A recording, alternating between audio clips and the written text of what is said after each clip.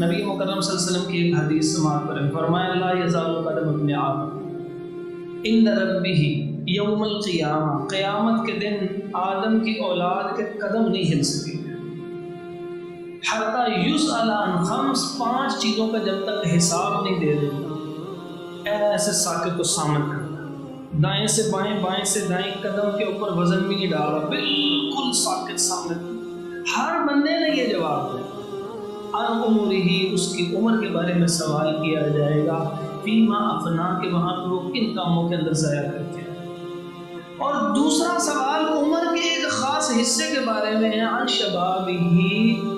اس کی جوانی کے بارے میں پوچھا جائے گا کہ فیما ابلا، کن چیزوں کے بارے میں وہ آزمایا گیا ہے، کیا کام کر کے آیا ہے۔ عمر کا ایک حصہ جوانی ہے، لیکن جوانی کی امپورٹنس اتنی تھی اس کا الگ سے سوال کیا گیا،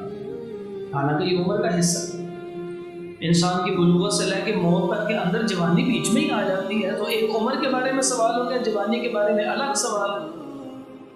تو یہ نوجوانوں کی اصلاح اور جوانی کی اصلاح اتنی اہم چیز تھی، رسول اللہ صلی اللہ علیہ وسلم نے اس کے بارے میں بڑی محنت کی۔ اگر یہ کام ٹھیک ہو گئی تو اسی نسل نے آگے بڑے ہونا ہے، اسی نسل نے آگے فیصلے کرنے ہیں، اسی نسل نے آگے امت کو مزید اصلاح کا کام